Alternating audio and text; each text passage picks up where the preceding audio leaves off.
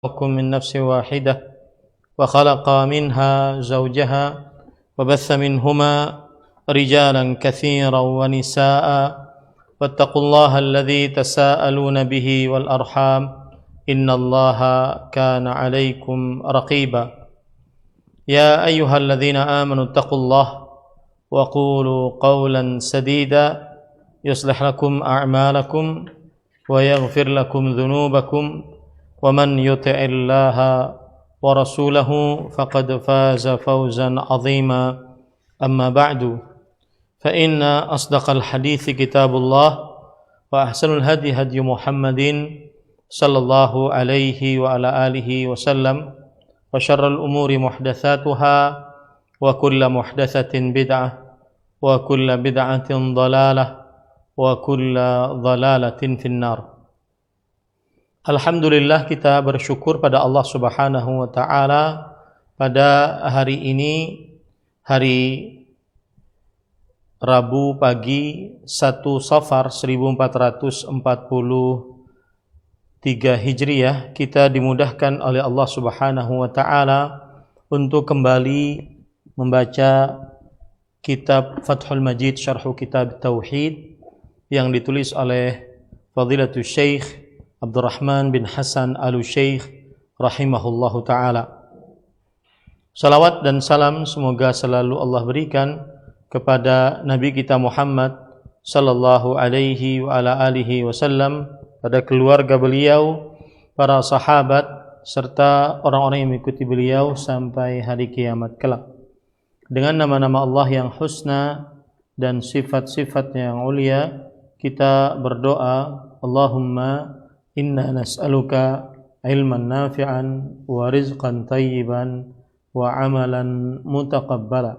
Wahai Allah, sesungguhnya kami mohon kepada Engkau ilmu yang bermanfaat, rezeki yang baik, dan amal yang diterima. Allahumma amin.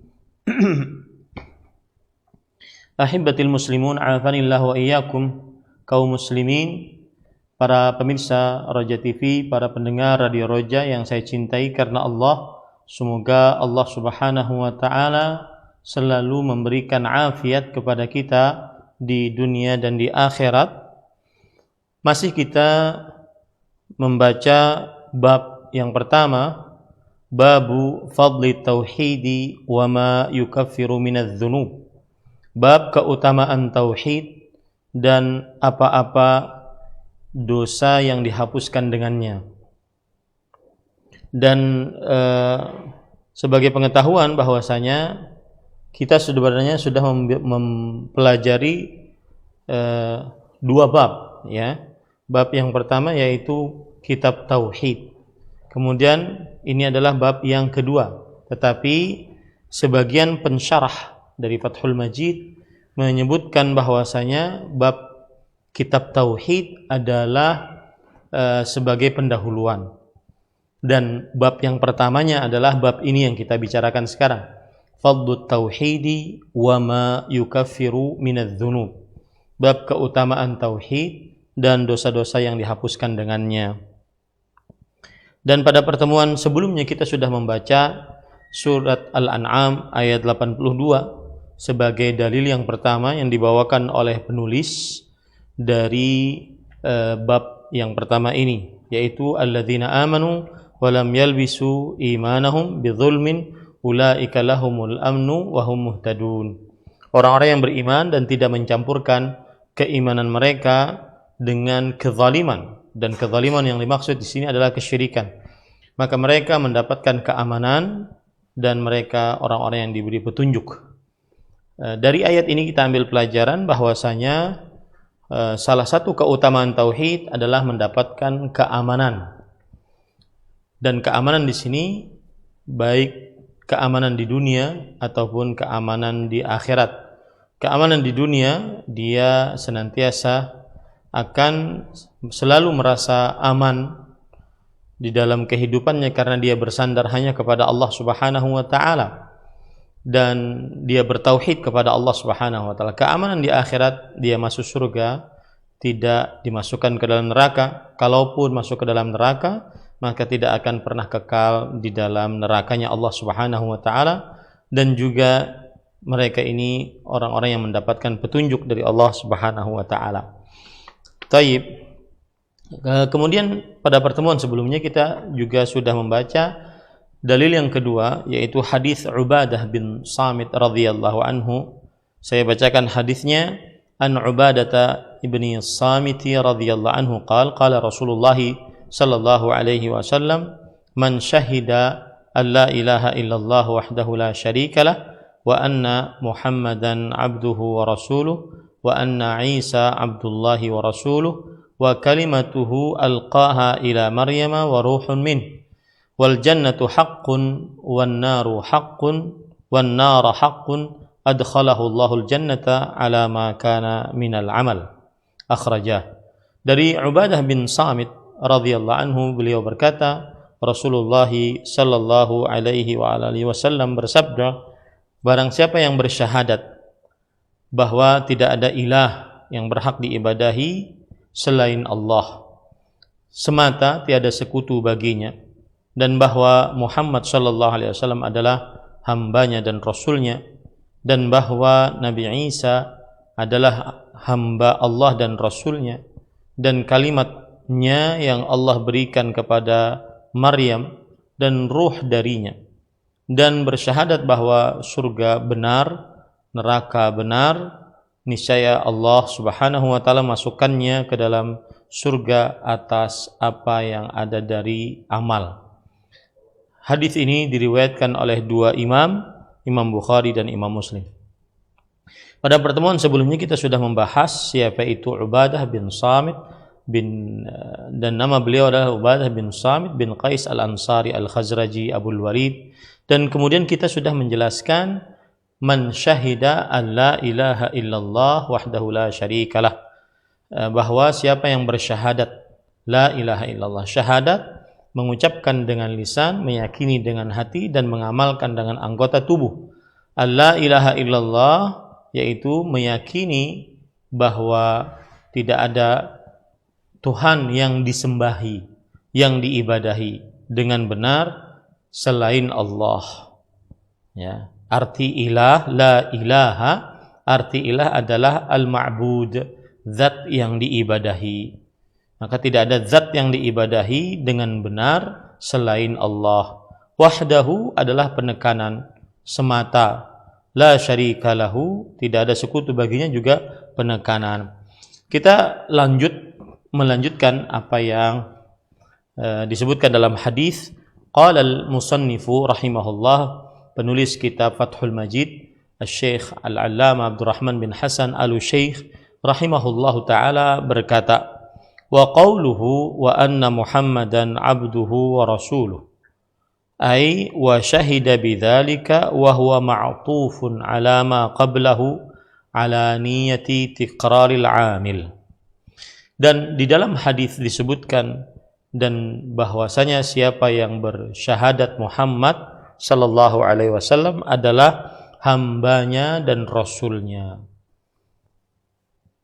Kata penulis, yaitu bersyahadat dengan itu, dan ia adalah ma'tuf, disambung atas yang sebelumnya sesuai dengan niat pengulangan atas pelaku perbuatannya. Maksudnya adalah ketika orang mengucapkan asyhadu an la ilaha illallah, maka kemudian dia mengucapkan wa asyhadu anna Muhammadan Rasulullah. Nah, Muhammad dan Rasulullah ini adalah pengulangan atas asyhadu alla ilaha illallah. Jadi dua-duanya dia bersyahadat la ilaha illallah dan bersyahadat Muhammad sallallahu alaihi wasallam abdullahi wa rasuluh. Kemudian di sini disebutkan wa ma'na al-'abdu huna al-mamluku al-'abidu, ay annahu mamlukun lillahi ta'ala. Dan makna al-'abdu di sini kan hadisnya berbunyi dan bersyahadat bahwa Muhammad adalah abduhu. Abduhu artinya adalah al-mamluk, al-'abid. yaitu budak yang beribadah, budak yang beribadah, atau maknanya adalah budaknya Allah Subhanahu wa taala. Wal ubudiyatu al khassatu wasafahu atau wasfuhu, dan peribadatan yang khusus adalah sifat dari Nabi Muhammad sallallahu alaihi wasallam. Artinya Nabi Muhammad sallallahu alaihi wasallam mempunyai gelar yang sangat luar biasa, yaitu Abdullahi wa Rasuluh. Abdullah artinya hamba Allah. Ini gelar Nabi Muhammad sallallahu alaihi wasallam, ya, bahwa Nabi Muhammad sallallahu alaihi wasallam adalah hamba Allah yang benar-benar menghambakan dirinya kepada Allah Subhanahu wa taala. Kemudian penulis mengatakan kama qala ta'ala, sebagaimana hal ini disebutkan oleh Allah dalam surat Az-Zumar ayat 36. Alaihissallahu bikafin abdahu. Bukankah Allah yang mencukupkan hambanya? Ya, di sini yang dimaksud hambanya adalah Nabi Muhammad SAW, dan hambanya di sini adalah merupakan sifat yang khusus yang dimiliki oleh Nabi Muhammad SAW, dan gelar yang mulia yang dimiliki oleh Nabi Muhammad SAW. Karena seorang hamba akan mulia ketika dia menghambakan diri kepada Allah Subhanahu wa taala. Seorang hamba akan mulia ketika dia menghambakan diri kepada Allah Subhanahu wa taala. Maka Nabi kita Muhammad sallallahu alaihi wasallam juga seperti itu. Sifat dan gelar beliau yang sangat istimewa adalah beliau adalah Abdullah, hambanya Allah. Fa'a'la maratibil abdi al-ubudiyah al-khassah. Maka derajat tingkatan yang paling tinggi dimiliki oleh seorang hamba adalah penghambaan yang khusus. Tingkatan derajat yang paling tinggi yang dimiliki oleh seorang hamba, kita ini hamba-hamba Allah Subhanahu wa taala, adalah derajat yang khusus, penghambaan yang khusus, ya. Kemudian penulis mengatakan warrisalah dan kerasulan. Kan tadi di dalam hadis wa anna Muhammadan abduhu wa rasuluh, dan bersyahadat bahwa Muhammad sallallahu alaihi wasallam adalah abduhu. Abduhu sudah kita jelaskan tadi, bahwa itu adalah gelar untuk Nabi Muhammad sallallahu alaihi wasallam, dan gelar yang menunjukkan bahwa beliau adalah penghambaan hamba Allah yang khusus, yang senantiasa merupakan gelar kehormatan bagi Nabi Muhammad sallallahu alaihi wasallam. Kemudian wa rasuluh, dan risalahnya dan rasulnya. Kemudian penulis di sini mengatakan war risalah, dan juga risalah ini merupakan kedudukan yang paling tinggi dimiliki oleh seorang hamba. Kerasulan, menjadi seorang rasul. Fan nabiyyu sallallahu alaihi wasallam akmalul khalqi fi hataini sifataini syarifatain. Maka Nabi Muhammad sallallahu alaihi wasallam, beliau adalah makhluk yang paling sempurna di dalam dua sifat yang mulia ini, yaitu penghambaan dan kerasulan. Wa ammar rububiyah wal ilahiyah fahuma haqqullahi ta'ala. Adapun kekuasaan, penciptaan, pengaturan, atau yang disebut dengan rububiyah dan juga ilahiyah, seperti seluruh ibadah, maka kedua-duanya adalah hak Allah Subhanahu wa taala. La yusyrikuhu fi syai'in minhuma malakun muqarrabun wala nabiyyun mursalun. Tidak ada yang mensyarikati Allah di dalam sedikit pun dari keduanya tersebut, yaitu dalam kekuasaan, penciptaan, pengaturan, dan di dalam ibadah.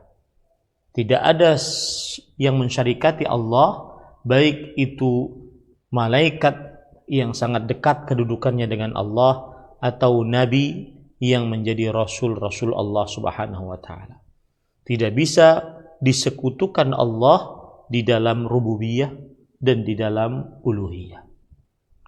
Tidak bisa disekutukan Allah di dalam rububiyah atau di dalam uluhiyah. Nah, wa qauluhu abduhu wa rasuluh. Dan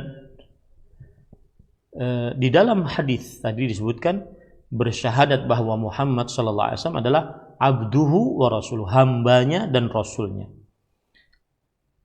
Utiya bihataini sifatain wa jama'ahuma daf'an lil ifrati wat tafriti. Nabi Muhammad SAW diberikan dua sifat ini, yaitu hamba Allah dan Rasul Allah.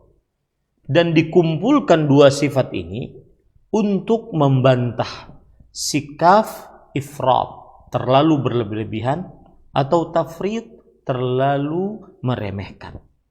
Jadi dengan kita meletakkan dua sifat bahwa Nabi Muhammad SAW adalah hamba Allah dan Rasul Allah, maka berarti kita sudah membantah dua sikap, yaitu terlalu berlebihan terhadap Rasulullah SAW atau terlalu meremehkan terhadap Rasulullah Sallallahu Alaihi Wasallam. Lihat penjelasannya. Fa inna katsiran mimman yadda'i annahu min ummatihi afrata bil ghuluwi qawlan wa amalan. Karena kebanyakan dari orang yang mengaku bahwa ia adalah termasuk umat Nabi Muhammad sallallahu alaihi wasallam, ia terlalu berlebih-lebihan dengan sikap ghulu, melampaui batas, baik dalam ucapan ataupun perbuatan. Wa farrata bitarki mutaba'atihi, dan meremehkan dengan meninggalkan pengikutan terhadap Nabi Muhammad sallallahu alaihi wasallam. Wa'tamada 'ala al-ara'i al-mukhalifati lima ja'a bihi, dan bersandar kepada pendapat-pendapat yang menyelisihi apa yang diajarkan oleh Nabi Muhammad sallallahu alaihi wasallam. Wa ta'assafa fi ta'wili akhbarihi wa ahkamihi, dan dia berani dalam menafsirkan kabar-kabar yang diberikan oleh Rasulullah SAW, hukum-hukumnya bisarfiha an madluliha, dengan memalingkannya dari hal-hal yang ditujuki olehnya. Wasudufu anil inqiyadi laha ma'a itrahiha, dan dia berpaling dari mengikuti Rasulullah SAW atau risalah Rasulullah SAW. Fa inna syahadata anna Muhammadan Rasulullah taqtadil iman bihi. Siapa yang bersyahadat bahwa Muhammad sallallahu alaihi wasallam ini adalah Rasulullah, mengakibatkan beriman kepadanya, wa tasdiquhu fi ma akhbar, dan mempercayai apa yang diberitakan olehnya, wa ta'atuhu fi ma amar, dan mentaatinya di dalam apa saja yang diperintahkan, wal intihau amma anhu naha wa jazar, dan menjauhi apa saja yang dilarang dan diperingatkan keras olehnya. Wa an yu'azzima amrahu wa nahyahu, dan hendaknya dia mengagungkan perintah-perintah Allah dan Rasulnya dan larangan-larangan Allah dan Rasulnya.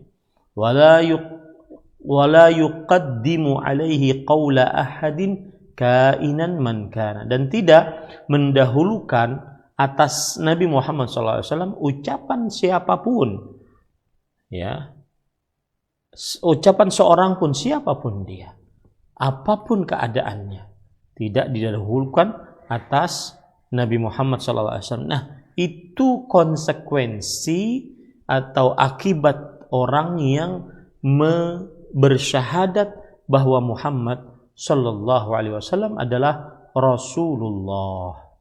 Tidak diperbolehkan untuk mendahului ucapan seseorang dibandingkan ucapan Nabi Muhammad, mendahulukan maksud saya, ucapan seseorang dibandingkan ucapan Nabi Muhammad sallallahu alaihi wa ala alihi wasallam.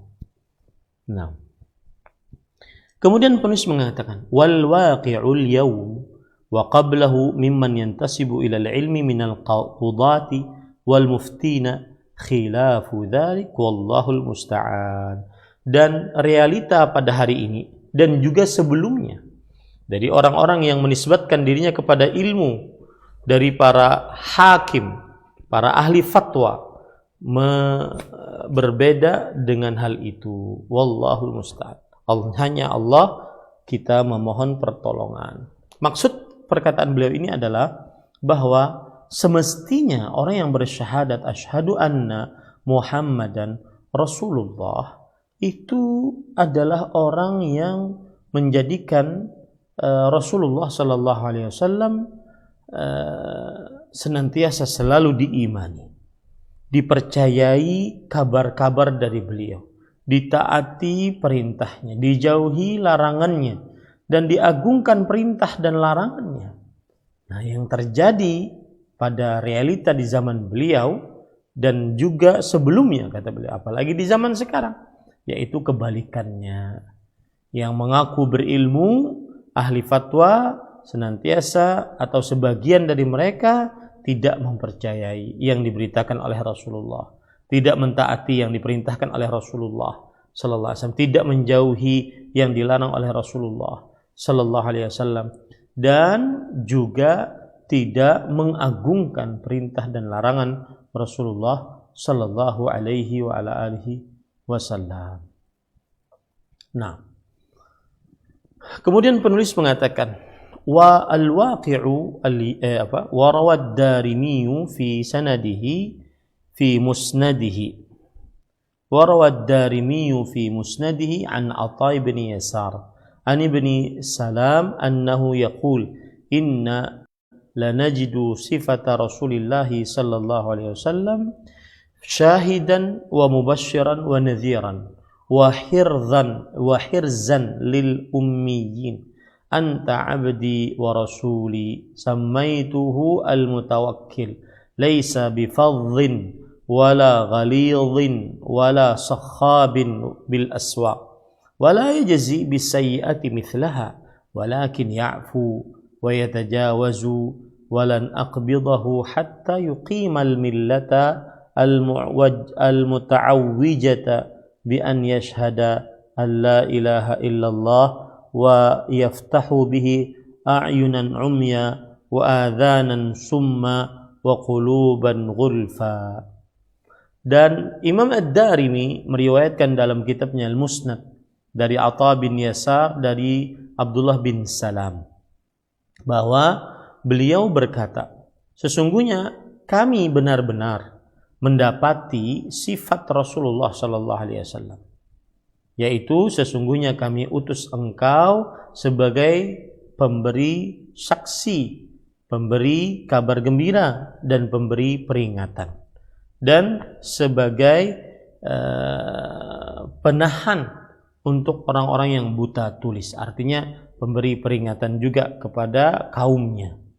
Engkau adalah hambaku dan rasulku, dan tidak ada aku namakan engkau dengan al-mutawakkil. Engkau tidak kasar, engkau tidak keras, dan engkau tidak suka berteriak-teriak di pasar, dan engkau tidak membalas keburukan dengan keburukan, akan tetapi engkau memaafkan dan berlapang dada, dan aku tidak akan mencabut nyawanya sampai dia menegakkan ajaran yang bengkok, ya, yang bengkok, bahwa tidak ada ilah, Tuhan, zat yang diibadahi selain Allah, yang dengannya membuka mata-mata yang buta dan telinga-telinga yang tuli dan hati-hati yang tertutup. Dari hadis ini menunjukkan bahwasanya Nabi kita Muhammad sallallahu alaihi wa alihi wasallam adalah Rasulullah sallallahu alaihi wasallam yang mengakibatkan kita mempercayai kabar yang beliau beritahukan, kemudian mentaati perintah yang beliau perintahkan, menjauhi larangan yang beliau larang, ya, mengagungkan perintah dan larangan beliau. Kemudian penulis mengatakan, qala Ata'u ibnu Yasarin rahimahullah wa akhbarani Abu Waqid al-Laythi annahu sami'a Ka'ban yaqul mithla ma qala ibnu Salam. Dan Ata' bin Yasar rahimahullah berkata, telah memberitahukan kepadaku bahwa Abu Waqid al-Laythi, seorang sahabat Rasulullah SAW, beliau telah mendengar dari Ka'ab bahwa berkata sebagaimana dikatakan oleh Ibnu Salam.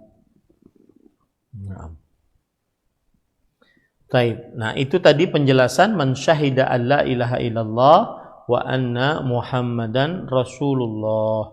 Nah, yang jelas kita harus yakini baik-baik siapa yang bersyahadat la ilaha illallah wa anna Muhammadan Rasulullah, maka orang yang bersyahadat asyhadu anna Muhammadan abduhu wa rasuluh, dia meyakini Nabi Muhammad SAW adalah abdun mamluk, budak yang dimiliki oleh Allah. Karena budak yang dimiliki oleh Allah, maka tidak layak untuk diibadahi karena beliau adalah budak.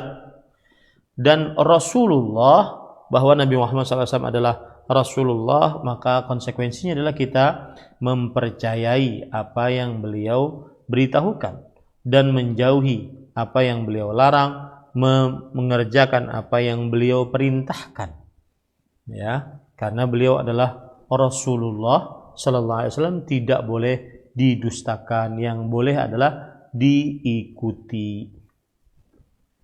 Taib. Kemudian setelah itu di dalam hadis tadi disebutkan wa anna Isa abdullahi wa rasuluh. Qala al-musannif rahimahullah, penulis kitab Fathul Majid Syarh Kitab Tauhid, Asy-Syaikh Al-Allamah Abdurrahman bin Hasan Al-Syekh berkata, ay khilafan lima ya'taqiduhu an-nasara annahu Allah aw ibnullah aw thalitsus thalathatin ta'ala Allahu amma yaquluna uluwan kabira. Dan bahwa bersyahadat bahwa Nabi Isa alaihi salam adalah hamba Allah dan Rasulnya, yang menyelisih apa yang diyakini oleh kaum Nasrani bahwasanya Nabi Isa adalah Allah, atau bahwasanya Nabi Isa adalah anak Allah, atau Trinitas, 3 dalam 1, 1 dalam 3. Maha suci Allah atas apa yang mereka ucapkan. Kemudian penulis membawakan ayat surat Al-Mu'minun ayat 91. Ma takhadallahu min walad. Allah tidak mengambil seorang anak. Wa ma kana ma'ahu min ilah, dan tidak ada bersama Allah seorang ilah, Tuhan yang diibadahi.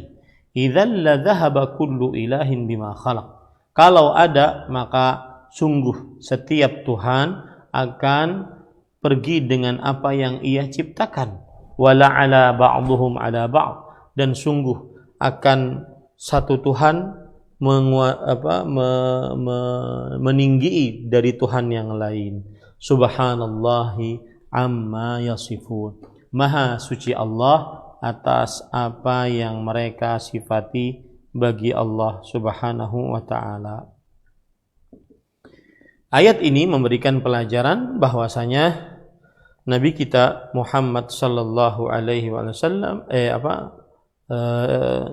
kita sebagai seorang muslim meyakini bahwa Nabi Isa alaihi salam adalah hamba Allah dan Rasul Allah Subhanahu wa ta'ala, bukan seperti yang diyakini oleh kaum Nasrani bahwa Nabi Isa atau Yesus adalah anak Allah, atau Allah itu sendiri, atau 1 dalam 3, 3 dalam 1. Maha suci Allah atas apa yang telah mereka sifatkan untuk Allah Subhanahu wa ta'ala. Kemudian penulis kitab Fathul Majid berkata, fala budda an yashhada anna Isa abdullahi wa rasuluhu abdullahi wa rasuluhu ala ilmin wa yaqinin bi annahu mamlukun lillah. Maka harus bersyahadat bahwa Nabi Isa adalah hamba Allah dan Rasulnya di atas ilmu pengetahuan dan di atas keyakinan, dan bahwasanya Nabi Isa adalah budak Allah dan diciptakan oleh Allah Subhanahu wa taala dari seorang perempuan tanpa lelaki. Sebab kama qala ta'ala inna mathala Isa indallahi kamathali Adama khalaqahu min turabin thumma qala lahu kun fayakun. Sebagaimana firman Allah Subhanahu wa taala, sesungguhnya permisalan Nabi Isa di sisi Allah seperti permisalan Adam. Allah telah menciptakannya dari tanah, kemudian Allah berkata kepadanya, jadilah, maka jadilah. Ya, falaisa rabban wala ilahan. Nabi Isa bukan Tuhan, bukan juga yang mencipta. Subhanallahi amma yusyrikun. Maha suci Allah atas apa yang mereka syirikkan terhadap Allah Subhanahu wa taala.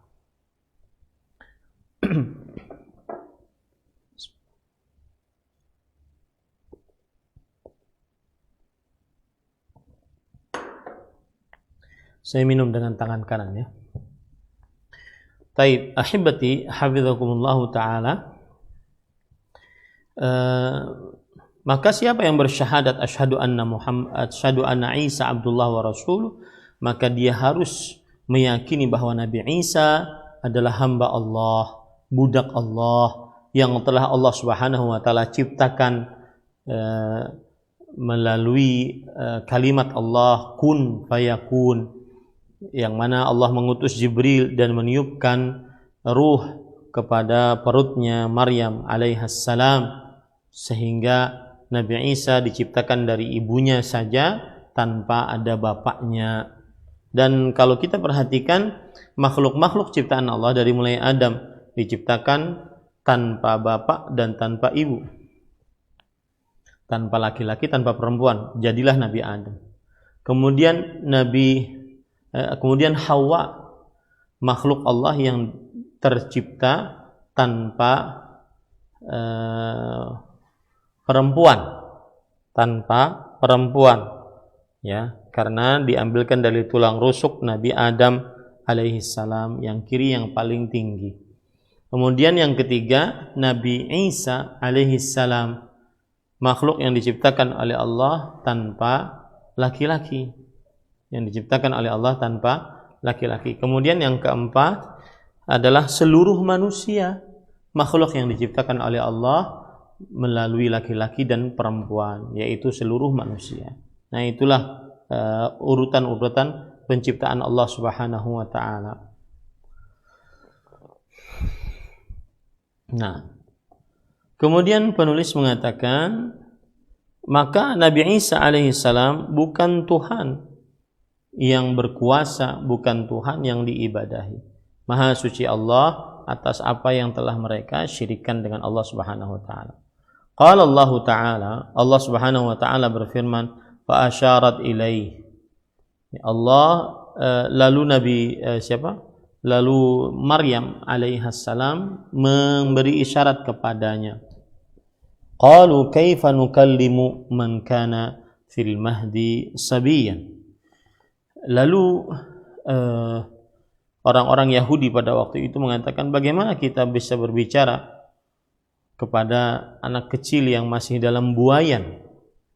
Kemudian Nabi Isa menjawab, inni abdullah, sesungguhnya aku adalah hamba Allah, budak Allah. Jadi beliau bukan Tuhan, beliau bukan pencipta, pengatur, berkuasa, beliau bukan Tuhan yang diibadahi. Atani al-kitab, Allah telah memberikan kepadaku Alkitab, yaitu Al-Injil. Wa ja'alani nabiyyan, dan Allah menjadikan aku sebagai seorang nabi.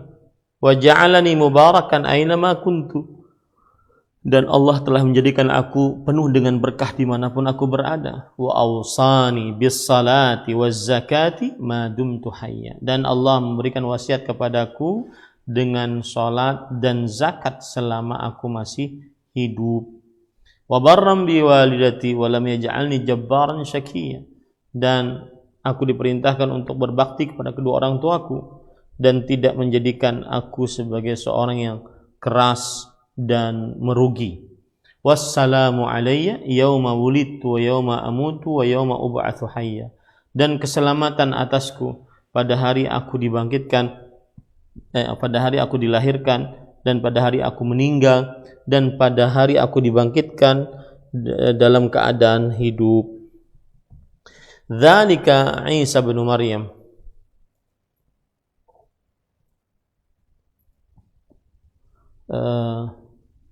Itulah Isa putra Maryam, qaulal haqqi alladzi fihi yamtarun, tentang perkataan yang benar tentang Isa yang mana mereka berdusta-dusta atas Nabi Isa alaihi salam.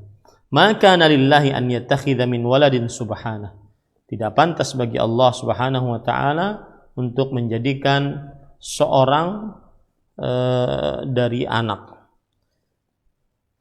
Maha suci Allah. Idza qadha amran fa innama yaqulu lahu kun fayakun. Maha suci Allah Subhanahu wa taala, jika Allah telah menetapkan sebuah perkara, maka Allah hanya mengucapkan untuknya jadilah, maka jadilah. Wa innallaha rabbi wa rabbukum fa'buduh hadza siratun mustaqim. Dan sesungguhnya Allah adalah Tuhanku dan Tuhan kalian, maka ibadahilah Ia, inilah jalan yang lurus. Quran surat Maryam ayat 29 sampai 36. Ayat-ayat ini memberikan pelajaran bahwa Nabi Isa alaihissalam bukan Tuhan yang mencipta, yang mengatur, yang berkuasa. Nabi Isa alaihissalam bukan Tuhan yang diibadahi, tetapi beliau adalah Abdullah, budaknya Allah yang tidak berhak untuk diibadahi, dan Rasulullah yang tidak berhak untuk didustakan. Nah, kemudian penulis mengatakan, wa qawluhu wa kalimatuhu innama summiya Isa alaihi salam kalimatan liwujudihi biqaulihi ta'ala kun kama qalahul salaf minal mufassirin. Dan di dalam hadis disebutkan dan bersyahadat bahwa Nabi Isa adalah hamba Allah dan Rasulnya dan kalimatnya. Kalimatnya, apa maksud kalimatnya? Kata penulis Fathul Majid, Syekh Al-Allamah Abdurrahman bin Hasan Al-Syekh, sesungguhnya dinamakan Nabi Isa alaihi salam sebagai kalimat, karena keberadaan Nabi Isa alaihissalam dengan ucapan Allah kun, sebagaimana yang dikatakan oleh para salafus saleh dari para umat Islam. Jadi kan ketika Nabi Isa adanya itu bukan karena Maryam bergaul dengan seorang lelaki, tidak. Bukan karena Maryam bergaul dengan seorang lelaki, tetapi Nabi Isa alaihissalam ada karena Allah mengutus Jibril kepada Maryam, kemudian mengucapkan kepada Maryam kun, ya, jadilah, fayakun. Nah, ucapan kun ini adalah perkataan Allah Subhanahu wa taala. Makanya Nabi Isa adalah kalimatnya Allah. Ya, Nabi Isa adalah kalimatnya Allah Subhanahu wa taala. Baik. Kemudian penulis mengatakan, wa qawluhu lan yanstankifal masihu ay yakuna 'abdan lillah walal malaikatul muqarrabun wa man yastankif an ibadatihi wa yastakbir fasayahsyuruhum ilaihi jami'a. Surat An-Nisa ayat 172. Taib. Allah Subhanahu wa taala berfirman yang artinya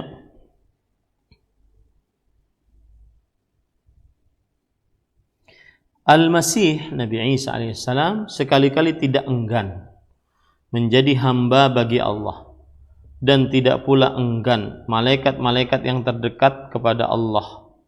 Maksudnya menjadi hamba Allah. Barang siapa yang enggan dari menyembah Allah dan menyombongkan dirinya, nanti Allah akan mengumpulkan mereka semua kepadanya. Ini menunjukkan bahwasanya Nabi Isa alaihissalam adalah hamba Allah, bukan Tuhan. Nabi Isa alaihissalam adalah hamba Allah, bukan Tuhan. Taib.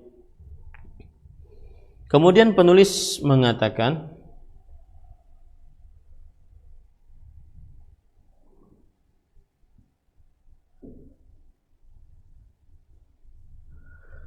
wa yashhadul mu'minu aidan bi butlani qawli a'da'ihi al-yahud annahu wulida baghi la'anahumullahu ta'ala.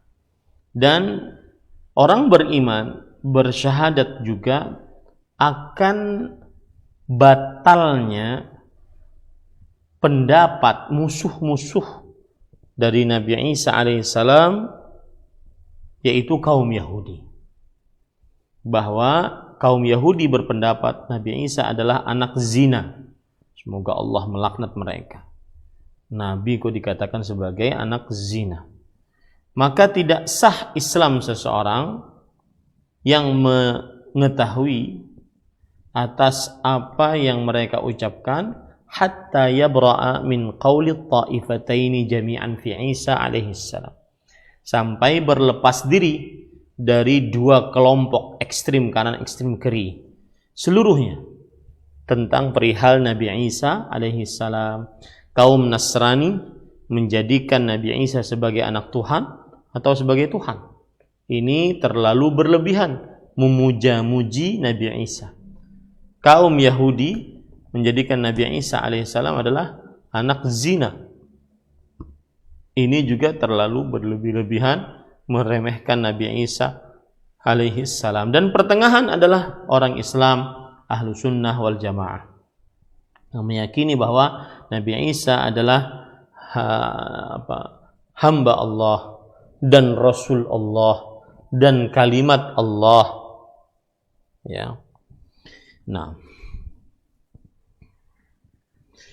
kemudian ahibati hafizakumullah ta'ala,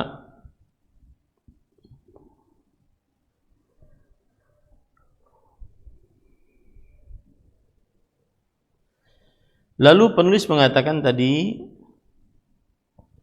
wa qawluhu wa kalimatuhu, dan di dalam hadis disebutkan dan Nabi Isa adalah kalimat Allah. Innama summiya Isa alaihissalam kalimatan. Sesungguhnya Nabi Isa alaihissalam dinamakan kalimat ataupun ucapan liwujudihi biqaulihi ta'ala kun kama qalahu as-salafu minal mufassirin. Karena keberadaannya dengan firman Allah Subhanahu wa taala kun, sebagaimana yang dikatakan oleh para ulama salaf dari para ahli tafsir. Para ulama salaf dari para ahli tafsir. Taib. Kemudian penulis mengatakan, qala al-Imam Ahmad fi ar-radd 'ala al-Jahmiyah. Imam Ahmad rahimahullah membantah kelompok Jahmiyah. Jahmiyah adalah kelompok yang diketuai atau diprakarsai dipelopori oleh Jaham bin Safwan. Jaham bin Safwan dia menolak seluruh sifat-sifat Allah Subhanahu wa taala. Imam Ahmad berkata dalam saat membantah kaum Jahmiyah, bil kalimah allati alqaha ila Maryam hina qala lahu kun fakana Isa bikun wa laysa Isa huwa kun, yaitu dengan ucapan yang Allah Subhanahu wa taala berikan kepada Maryam ketika Allah berfirman kepadanya kun, Ya, maka Nabi Isa jadi dengan ucapan kunnya Allah. Tetapi bukanlah Nabi Isa itu kun. Ya, bukanlah Nabi Isa itu adalah kun. Walakin bikun kana. Tetapi dengan ucapan kunlah terjadilah Nabi Isa alaihi salam. Fa kun minallahi ta'ala qaulun wa laysa kun makhluqan. Adapun ucapan kun dari Allah ini adalah ucapan Allah dan bukan berarti kun adalah makhluk Allah Subhanahu wa taala. Wa kadzdzaba an-nasara wal jahmiyatu 'ala Allah fi amri Isa, dan kaum Nasrani dan kaum Jahmiyah telah berdusta terhadap Allah Subhanahu wa taala dalam perihal Nabi Isa alaihi salam. Ini perkataan menunjukkan bahwasanya Nabi Isa itu adalah kalimat Allah, dan maksud dari kalimat Allah ketika Allah menciptakan Nabi Isa dengan ucapan, dengan kalimat kun, maka jadilah. Makanya Nabi Isa adalah kalimatuhu, kalimat Allah Subhanahu wa taala. Ustaz, bukankah seluruh manusia adalah kunnya Allah Subhanahu wa taala? Artinya terjadinya dengan ucapan kunnya Allah Subhanahu wa taala. Kenapa hanya Nabi Isa yang dikatakan sebagai kalimat Allah Subhanahu wa taala? Maka jawabannya adalah ya, seluruh manusia terjadi dan tercipta dengan ucapan kunnya Allah Subhanahu wa taala. Tetapi dikhususkan untuk Nabi Isa alaihi salam karena ada kaum Yahudi, kaum Nasrani yang terlalu berlebihan, terlalu meremehkan terhadap kaumnya Nabi Isa alaihi salam. Nah,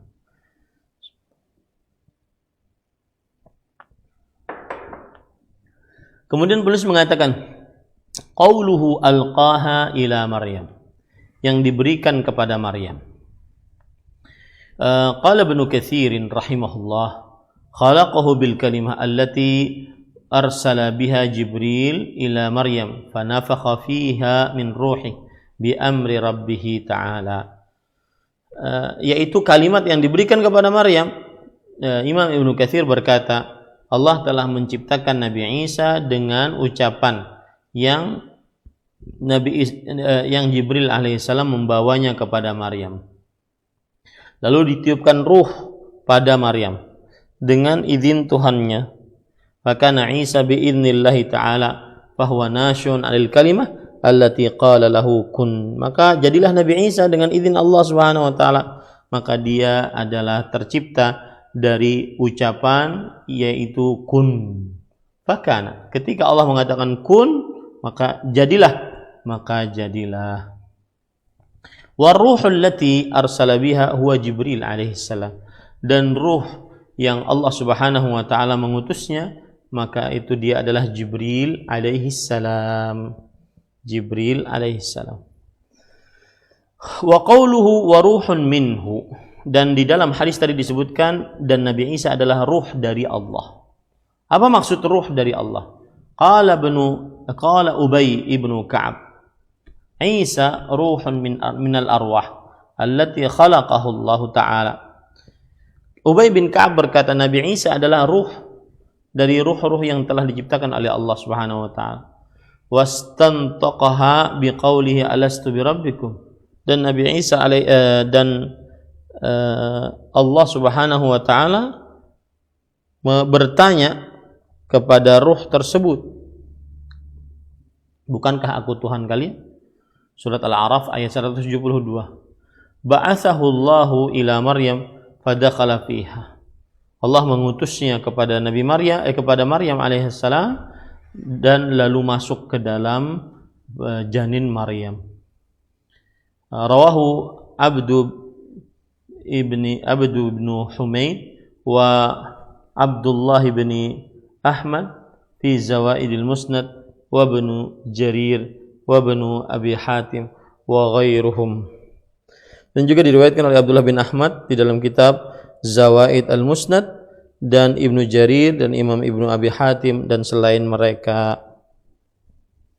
Artinya ruh Nabi Isa adalah ruh dari Allah. Maksudnya adalah Nabi Isa adalah ruh yang diciptakan oleh Allah Subhanahu wa taala dan dimasukkan ke dalam tubuhnya Nabi Isa alaihi salam. Bukan berarti Nabi Isa adalah ruhnya Allah. Allah mempunyai ruh, misalkan yang bagian ini diberikan ke Nabi Isa, tidak. Tapi Allah menciptakan ruh, kemudian Allah masukkan ke dalam Nabi Isa alaihi salam. Baik. Kemudian qala al-hafidh wa wasafahu bi annahu minhu fal ma'na annahu kainun minhu. Al-Hafidh Ibnu Hajar Al-Asqalani mengatakan, dan Allah mensifati bahwa ruh darinya. Kata darinya maksudnya adalah bahwa dia akan ada darinya tersebut. Nabi Isa ada dari Allah Subhanahu wa taala, yaitu dari ruh yang diciptakan oleh Allah Subhanahu wa taala. Kama fi qoulihi ta'ala, sebagaimana firman Allah Subhanahu wa taala, وَسَخَّرَ لَكُم مَّا فِي السَّمَاوَاتِ وَمَا فِي الْأَرْضِ جَمِيعًا مِّنْهُ إِنَّ فِي ذَلِكَ لَآيَاتٍ لِقَوْمٍ يَتَفَكَّرُونَ. Dan Allah telah menundukkan bagi kalian apa yang ada di langit-langit dan apa yang ada di bumi, seluruhnya darinya. Sesungguhnya dalam hal itu terdapat tanda-tanda kekuasaan bagi orang-orang yang berfikir. Fal ma'na annahu kainun minhu, maka maknanya ruh darinya, bahwa Nabi Isa diciptakan oleh Allah, kemudian diutus atau dimasukkan ruh pada Nabi Isa, itu adalah makhluk ciptaan Allah Subhanahu wa taala. Kama anna ma'na al-ayatil ukhra annahu sakhkhara hadhihi al-asya' kainatun minhu. Sebagaimana bahwa firman Allah Subhanahu wa taala pada ayat yang lain menunjukkan bahwa Allah menundukkan perkara-perkara ini sebagai sesuatu yang ada darinya, ai annahu mukawwanun dzalik, bahwasanya itu yang terjadi pada hal itu, wa mujiduhu biqadratihi wa hikmatihi, dan Allah lah yang mengadakannya dengan kuasanya dan hikmahnya Allah Subhanahu wa taala.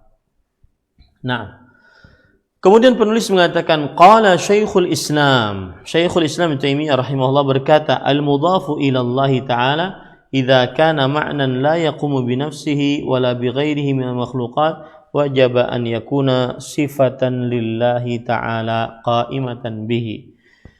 Sesuatu yang tergandengkan kepada Allah Subhanahu wa taala, jika maknanya tidak berdiri sendiri dan tidak dengan selainnya dari para makhluk, maka ini wajib menjadi sifat bagi Allah Subhanahu wa taala yang berdiri sendiri. Wamtana an takuna idhafatuhu idhafata makhluqin marbubin, wa idza kana al-mudhafu 'ainan qa'imatan bi nafsiha ka Isa wa Jibril alaihi assalam wa arwahu bani Adam imtuni'a an takuna sifatan lillahi ta'ala. Dan terlarang untuk menggandengkannya dengan penggandengan kepada makhluk yang dicipta oleh Allah Subhanahu wa taala. Apabila yang menggandengkannya adalah suatu zat yang berdiri sendiri seperti Nabi Isa, Jibril alaihissalam, dan ruh-ruh dari anak Bani Adam, maka tidak boleh menjadi sifat bagi Allah Subhanahu wa taala. Li'anna ma qama bi nafsihi la yakunu sifatan li ghairihi, karena apa yang bangun berdiri sendiri maka tidak menjadi sifat untuk selainnya. Walakinnal a'yanal mudhafata ila Allah ta'ala ala wajhain, akan tetapi perkara-perkara yang disandarkan kepada Allah Subhanahu wa taala ada dua macam. Ahadihima an tudhafa ilaihi likauniha khalaqaha wa abda'aha فهذا شامل لجميع المخلوقات كقولهم سماء الله وأرض الله فجميع المخلوقات عبيد الله وجميع المال مال الله. Dinisbatkan kepada Allah karena Allah yang menciptakannya dan Allah yang membuat sesuatu yang baru darinya. Ini mencakup seluruh makhluk seperti langit Allah, bumi Allah. Maka seluruh makhluk adalah hamba Allah seluruh harta adalah harta Allah. Ini tidak mengapa. Ini bukan sifat Allah, tetapi makhluk Allah digandingkan dengan nama Allah karena Allah yang menciptakannya. Al-wajhus tsani an yudhafa ilaihi lima khassahu bihi min ma'nan yuhibbuhu wa ya'muru bihi wa yardahu kama khassal bait al-atiq bi'ibadah fihi li'anna la takunu fi ghairihi kama yuqalu fi malil khums wal fai huwa malullahi wa rasulih. Yang kedua, penggandengan adalah kepada Allah disebabkan karena kekhususan yang Allah Subhanahu wa taala berikan dari makna-makna yang Allah Subhanahu wa taala cintai. Dan Allah memerintahkan untuk mengerjakannya, Allah meridhoinya, sebagaimana pengkhususan Al-Baitul Atiq dengan ibadah di dalamnya dan tidak ada di dalam selainnya. Ya, jadi kalau seandainya kita ucapkan Baitullah, itu kan penggandengan bait dengan Allah. Maka ini karena ada makna yang ada di dalamnya sebagai pengagungan penggandengan tersebut. Rasulullah, Kitabullah, ya ini sama, ya. Dan sebagaimana dikatakan juga di dalam harta rampasan perang seperlima untuk Allah dan Rasulnya, maka disebut dengan malullah wa rasulih, hartanya Allah dan Rasulnya.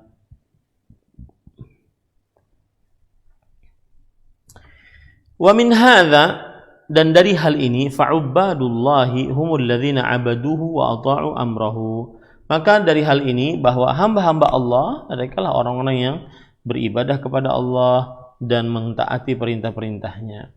Fahadhihi idhafatun tatadammanu al-uluhiyatahu wa syar'ahu wa dinahu wa tilka idhafatun tatadammanu rububiyyatahu wa khalquhu. Maka penggandengan ini mengandung penghambaan diri kepada Allah dan pensyariatan Allah dan agama Allah. Sedangkan penggandengan itu mengandung kekuasaan Allah dan juga ciptaan Allah Subhanahu wa ta'ala. Jadi ketika orang mengatakan Nabi Isa adalah ruhullah, Nabi Isa adalah ruhnya Allah, bukan berarti itu bagian dari Allah atau Allah menitis kepada Nabi Isa, tetapi Allah Subhanahu wa ta'ala mengagungkan Nabi Isa.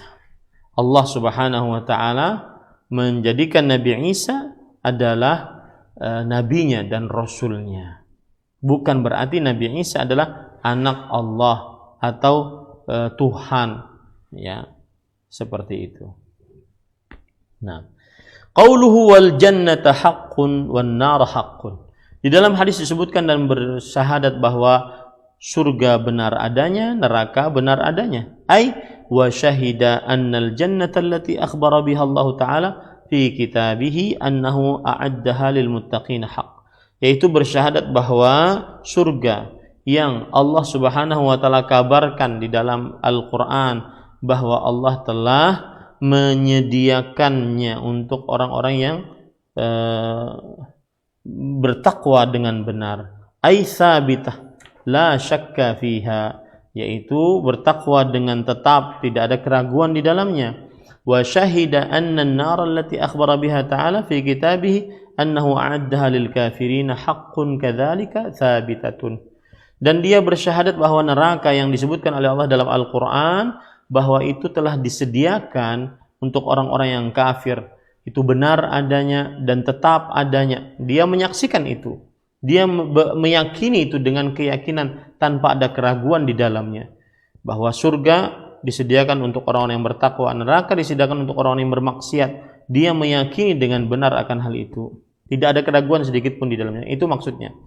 Kama qala ta'ala, sebagaimana firman Allah dalam surah Al-Hadid ayat 21, sabiqu ila maghfiratin min rabbikum wa jannatin arduha ka'ardis samai wal ard u'iddat lil ladzina amanu billahi wa rusulihi dzalika fadlullah yu'tihi man yasha wallahu dzul fadlil azim.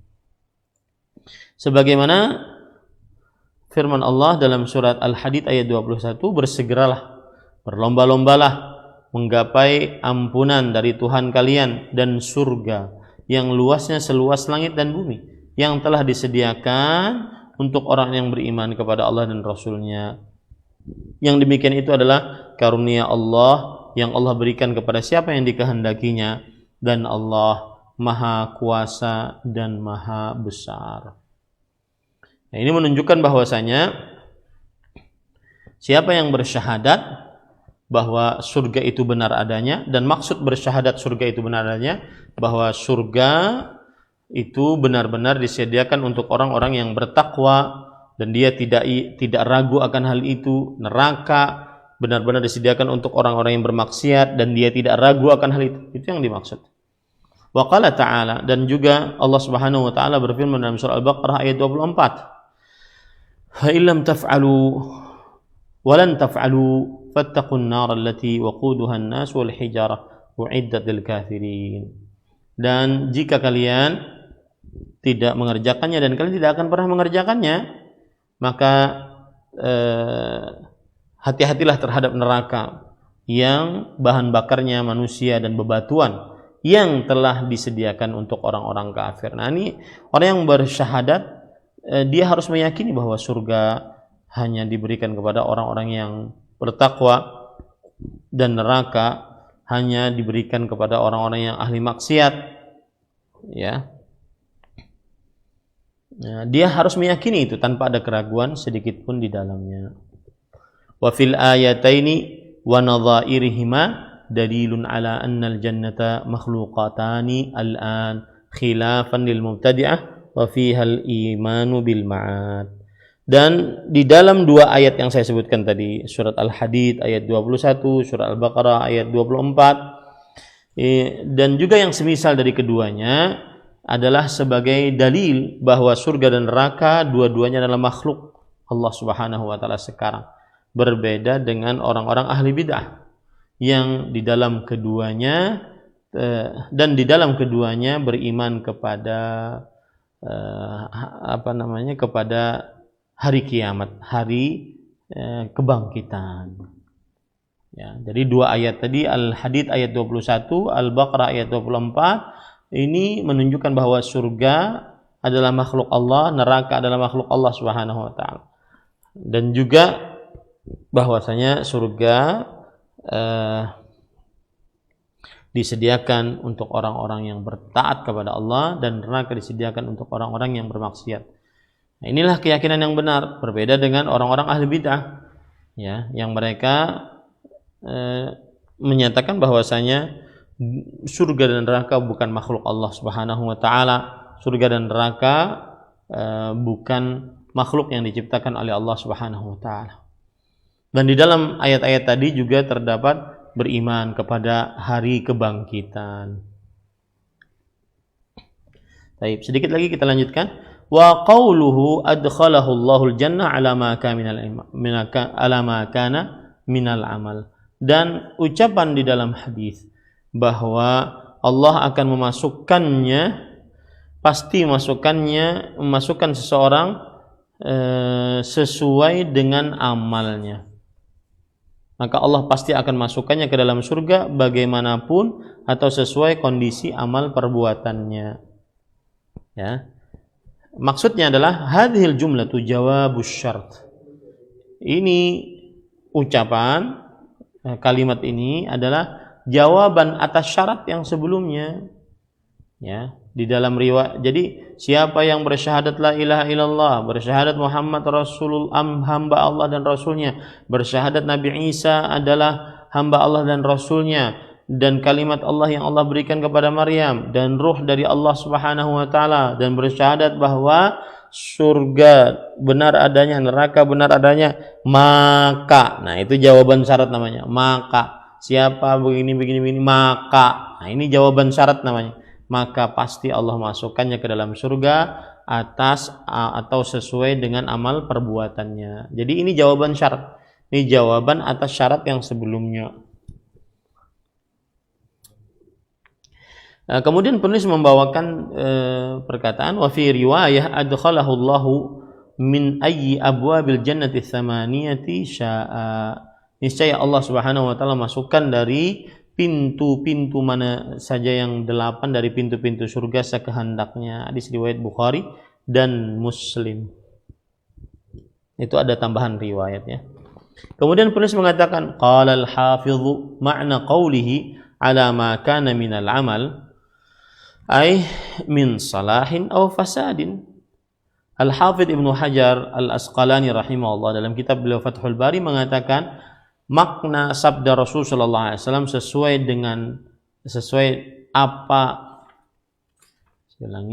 sesuai kondisi amal perbuatannya, yaitu maksudnya berupa kebaikan atau keburukan. Ya, akan dimasukkan surga sesuai dengan amal perbuatannya. Lianna ahlat tauhid la budda lahum min dukhul jannah. Karena yang namanya ahlu tauhid wajib bagi mereka masuk ke dalam surga. Wa yahtamil an yakuna ma'na qawlihi ala ma kana minal amal ay yudkhiluhul jannah ala hasabi a'mali kullin minhum fid darajat. Dan bisa juga dimaksudkan bahwa makna dari sabda Rasulullah SAW sesuai dengan kondisi perbuatannya, maksudnya orang tersebut akan tetap dimasukkan ke dalam surga sesuai dengan amalan-amalan setiap dari mereka dalam perihal tingkatan-tingkatan di surga. Artinya amalan itu berkaitan dengan tingkatan di surga. Jadi di situ ada dua penjelasan ya. Jadi makna yang pertama adalah Allah pasti akan memasukkan seseorang yang memenuhi kriteria yang disebutkan dalam hadis di atas ke dalam surga.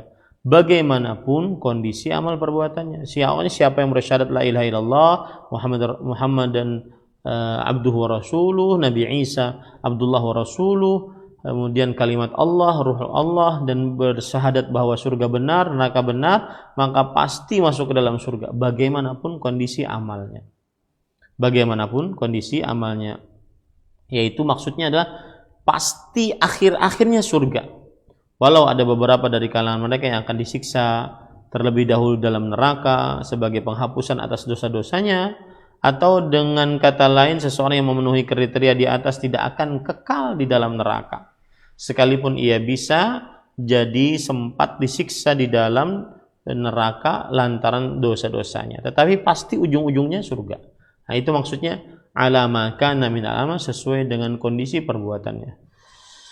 Adapun makna yang kedua adalah yang dimaksud Allah pasti memasukkannya ke dalam surga berdasarkan kondisi amal perbuatannya, yakni ia akan masuk surga namun kedudukannya di dalam surga sesuai dengan amalannya, karena surga itu bertingkat-tingkat. Nah, itu makna atau dua makna dari alama kana minal amal, sesuai dengan kondisi amal perbuatannya.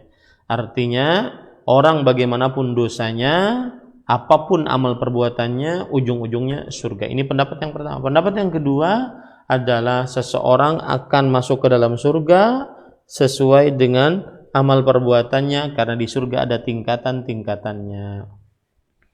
Qala al-Qadhi Iyad ma warada fi hadits Ubadah yakunu makhsusan liman qala ma dzakarahu sallallahu alaihi wasallam wa qarana bis syahadataini haqiqatal iman wat tauhid alladhi warada fi hadits fa yakunu lahu min al-ajri ma yurajjahu ala sayyi'atihi wa yujibu lahu al-maghfirah war rahmah wa dukhul jannah li awwali wahlah. Al-Qadhi Iyad rahimahullah berkata, apa yang disebutkan dalam hadis Ubadah menjadi pengkhususan bagi siapa yang mengucapkan apa yang disebutkan. Ya, seperti dia mengambungkan dua kalimat syahadat, asyhadu an la ilaha illallah wa asyhadu anna Muhammadan abduhu wa rasuluh, karena itu hakikat keimanan, dan juga tauhid yang tersebutkan di dalam hadis tersebut, maka dia akan mendapatkan pahala apa yang menghapuskan dosa-dosanya, dan juga mewajibkan untuknya mendapatkan ampunan, rahmat, masuk surga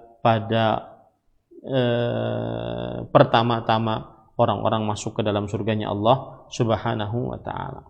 Artinya begini, siapa yang bersyahadat la ilaha illallah Muhammad Abdullahi wa rasuluh, Nabi Isa Abdullahi wa rasuluh, bersyahadat bahwa Nabi Isa adalah kalimat Allah, ruh dari Allah, bersyahadat bahwa surga dan neraka benar adanya, maka dia akan mendapatkan masuk surga. Kenapa? Karena dengan syahadat-syahadat tersebut terhapus dosa-dosanya yang akhirnya mengkonsekuensikan dia mendapatkan maghfirah, ampunan, rahmat, dan masuk surga dari pertama-tama orang-orang masuk ke dalam surganya Allah Subhanahu wa ta'ala. Nah, ini alhamdulillah dalil yang kedua yang dibawakan oleh penulis sudah selesai kita baca dan kita terangkan. Semoga yang disampaikan bermanfaat. Wallahu a'lam. Sallallahu Nabi Muhammad. Walhamdulillahi Rabbil Alamin. Saya kembalikan kepada pembawa acara Akhi Ari Hafizahullah.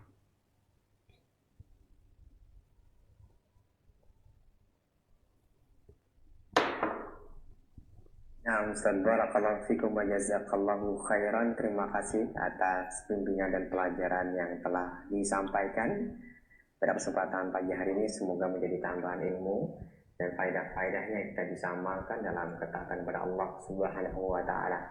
Selanjutnya kepada pemerhati roja dimanapun Anda berada, silahkan yang ingin bertanya di 0218236543. Kami persilahkan untuk telepon, silakan. Halo. Halo. Iya. Assalamualaikum warahmatullahi wabarakatuh. Waalaikumsalam warahmatullahi wabarakatuh. Ibu dengan siapa di mana? Dengan Ibu Aminah di Cibinong. Silakan Ibu, pertanyaan berkesan dengan pembahasan kali ini ya Bu ya. Nah, Ustaz. Ustaz, maksud dari terbalilah iman kamu dengan mengucap la ilaha illallah, ba'anza al-masadat. Dan yang kedua, apa maksud dari kalimat televisinya ramalan cuaca dengan ramalan nasib? Mohon nasihat Ustaz. Jazakumullah khairan. Assalamualaikum warahmatullahi wabarakatuh. Waalaikumsalam warahmatullahi wabarakatuh. Bismillah, walhamdulillah, wassalatu wassalamu ala rasulillah wa ala alihi wa ashabihi wa man walah. Amma ba'du, adapun ucapan tentang jaddidu imanakum bi qawli la ilaha illallah,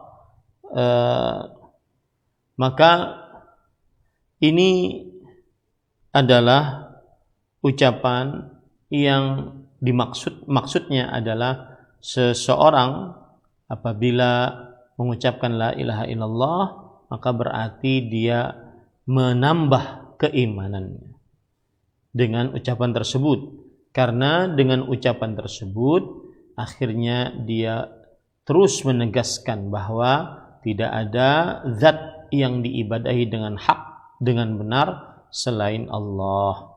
Itu yang dimaksud, bukan berarti orang mengucapkan la ilaha illallah dan sebelumnya kemudian dia kafir ataupun dia tidak beriman ya. Jika dia sudah bersyahadat sebelumnya kemudian dia terus mengucapkan la ilaha illallah, itu adalah memperbaharui keimanannya, dan yang dimaksud memperbaharui adalah dia kembali menegaskan bahwa hanya Allah zat yang paling berhak untuk diibadahi, tiada sekutu bagi Allah Subhanahu wa ta'ala. Adapun pertanyaan yang kedua, jawabannya adalah apa tadi pertanyaan yang kedua? Tentang keimanan, Ustaz. Ya.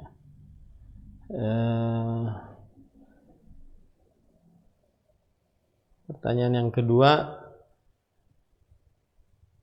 saya lupa pertanyaan yang kedua. Kita lewatkan, Ustaz. Ya, ya. Kita akan bacakan dari pesan singkat yang telah masuk. Pertanyaannya, Assalamualaikum warahmatullahi wabarakatuh. Ustaz, Ana mau bertanya. Ana baru mengenal sunnah. Dulunya, sebelum saya tahu Saya sakit terus kata orang harus diruqyah. Apakah benar kalau yang sudah diruqyah nggak bisa masuk surga? Kalau belum tahu hukumnya bagaimana? Dari hamba Allah di Bekasi, silakan Ustaz. Tidak benar yang sudah diruqyah tidak masuk surga atau tidak bisa masuk surga. Tidak benar. Jadi begini, ada hadis yang berbunyi bahwa 70.000 yadkhulunal jannah bighairi hisabin wala adzab. 70.000 dari umat Nabi Muhammad sallallahu alaihi wasallam masuk ke dalam surga tanpa hisab, tanpa azab. Sifat-sifat yang masuk surga tanpa hisab, tanpa azab, la yastarqun, di antaranya adalah tidak meminta diruqyah. Berarti kalau dia sakit kemudian dia tidak meminta kepada orang lain agar orang lain meruqyah dirinya. Ruqyah itu artinya adalah menjampi-jampi dengan bacaan-bacaan yang ada dalam Al-Quran ataupun doa-doa dari hadis-hadis yang sahih. Ya, membaca-bacai dengan bacaan-bacaan dari Al-Quran atau dari doa-doa dari hadis yang sahih. Baik. Yang dimaksud berarti jika dia minta untuk diruqyah maka dia tidak masuk surga tanpa hisab, tanpa azab. Adapun masuk surga tetap kalau seandainya dia lebih banyak pahalanya daripada dosanya dan diizinkan, diridhai oleh Allah untuk masuk surga, maka dia masuk surganya Allah Subhanahu wa taala.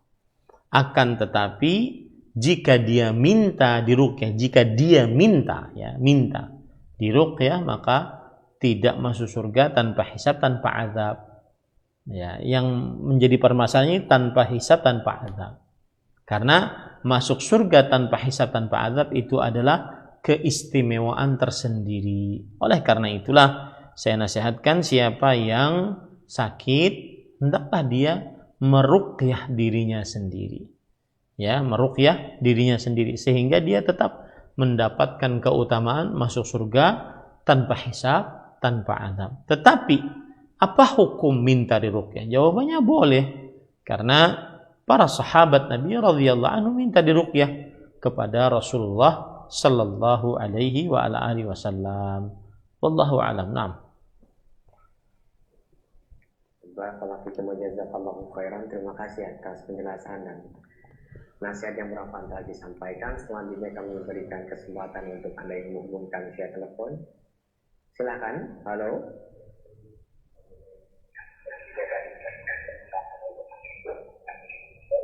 Halo. Halo, selamat siang. Iya, dengan Ibu siapa di mana? Saya dari Cengkareng. Iya, salamnya Bu. Iya, saya mau nanya Pak Ustaz.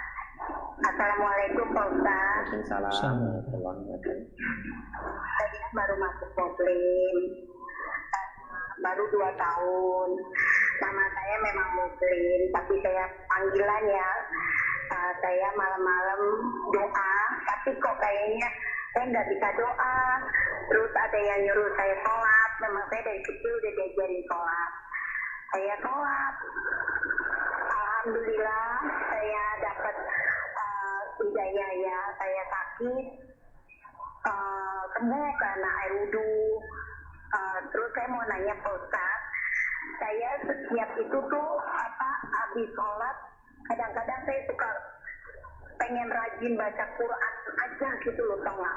Jadi saya sekarang udah hafal Al-Fatihah sampai ayat kursi, tapi saya ingin maju lagi, tapi kadang-kadang saya nggak bisa gitu ya bacanya, tapi saya minta Allah tolong saya gitu, beri saya hidayah saya biar bisa baca Quran.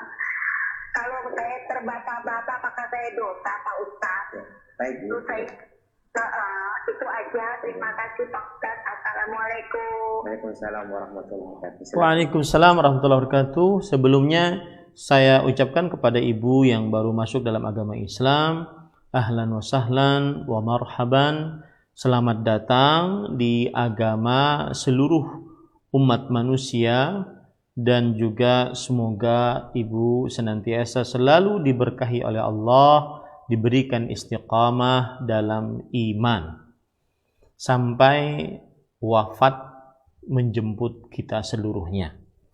Dan saya nasihatkan agar ibu tetap menimba ilmu agama secara sistematis, teratur, dari mulai belajar rukun Islam, kemudian rukun iman, dan jangan lupa juga belajar bagaimana tata cara beribadah dalam agama Islam.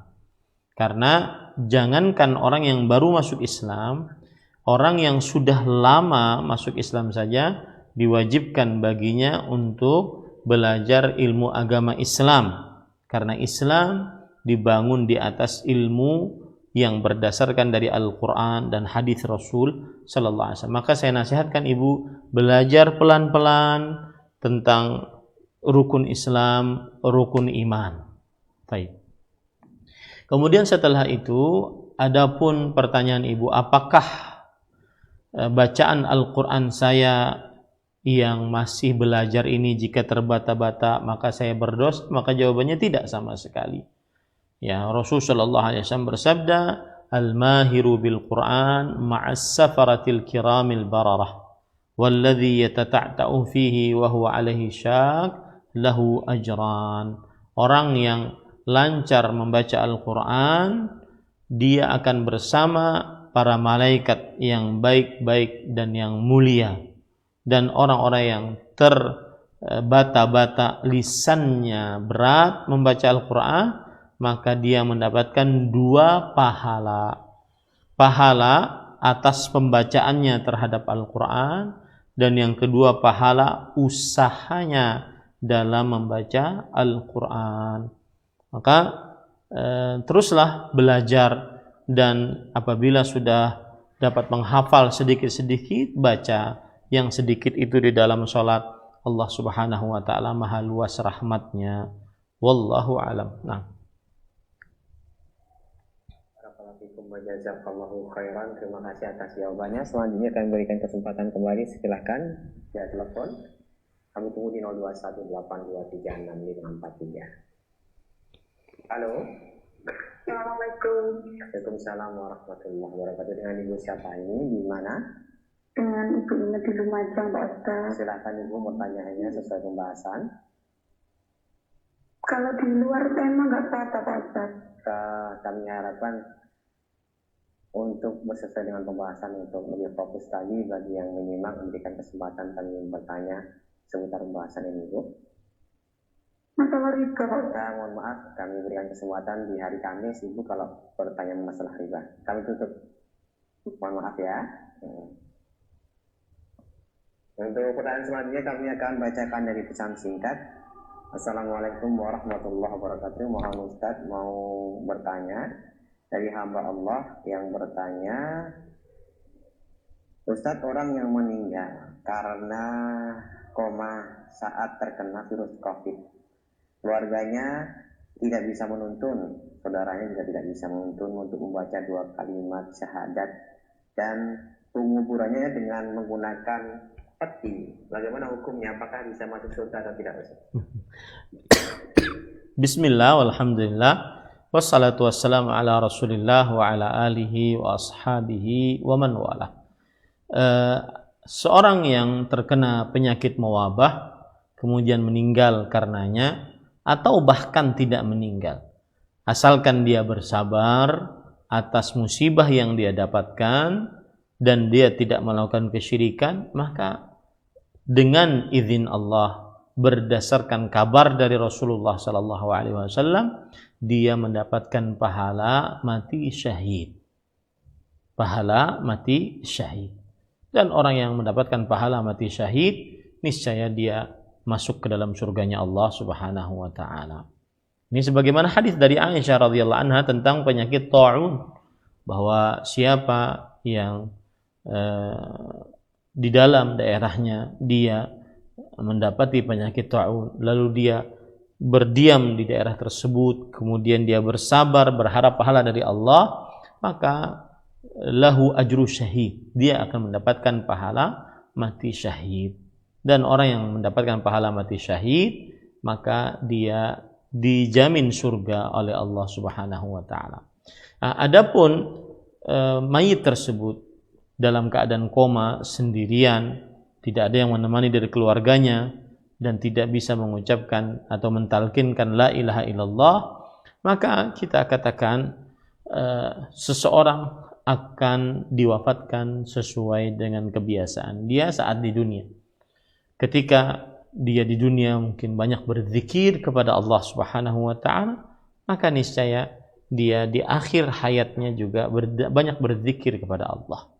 Ya, dan kita berdoa kepada Allah Subhanahu wa taala meskipun mendapati keluarga terdekat kita tidak bisa kita talkinkan dan kemudian dikuburkan dalam keadaan diplastiki dan dimasukkan ke dalam peti, tidak bisa kita sama sekali untuk melihatnya dan mengurusnya, maka pada saat itu kita berdoa kepada Allah, ya, Allahumma ghfir lahu wa tsabbithu, ya Allah ampuni, berikan maghfirah kepadanya dan tetapkan ucapannya saat dia menjawab pertanyaan di dalam kubur. Wallahu a'lam. Nah. Baik, barakallahu fikum, terima kasih atas nasihat dan jawabannya. Selanjutnya kami berikan kesempatan kembali, silahkan di line telepon 0218236543. Halo. Assalamualaikum warahmatullahi wabarakatuh. Waalaikumsalam warahmatullahi wabarakatuh. Dengan siapa ini, di mana? Gini Ustaz. Assalamualaikum. Waalaikumsalam. Dengan siapa Bapak, di mana? Hamba Allah dari Subang Ustaz. Silakan Bapak, pertanyaannya. Begini Ustaz. Saya itu kadang-kadang kalau berpikir, ya air mata saya itu meleleh. Tapi kadang juga itu apa namanya masih biasa juga melakukan dosa. Bagaimana kiatnya itu supaya Ustaz? Tunggu ya Pak. Iya Ustaz ya. Terima kasih ya Pak. Silakan Ustaz. Bismillah, walhamdulillah, wassalatu wassalamu ala rasulillah wa ala alihi wa sahbihi wa man wala.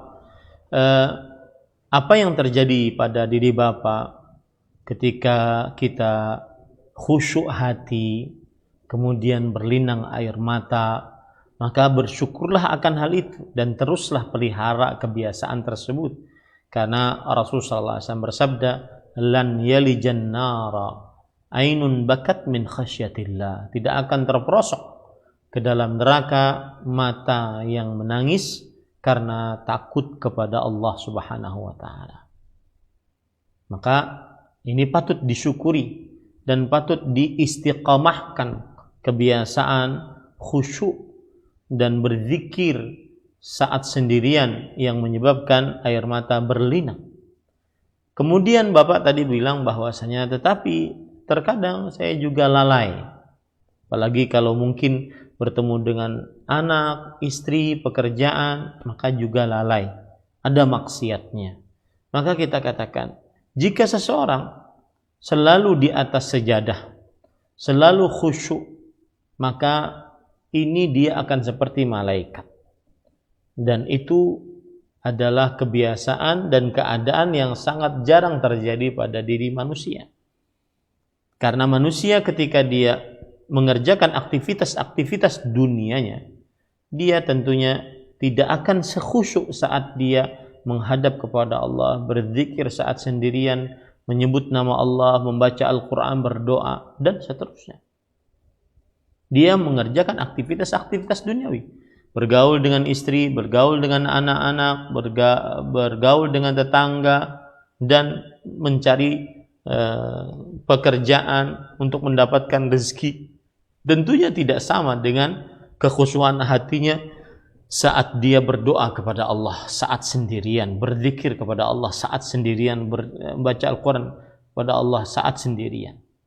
Maka yang seperti ini tidak mengapa, karena Rasulullah SAW pernah memberikan nasihat kepada Hanzalah al-Usayyidi, yang mana Hanzalah al-Usayyidi beliau menganggap diri beliau adalah seorang yang munafik, karena ketika di majlis Rasul SAW beliau hatinya khusyuk, Beliau sangat bisa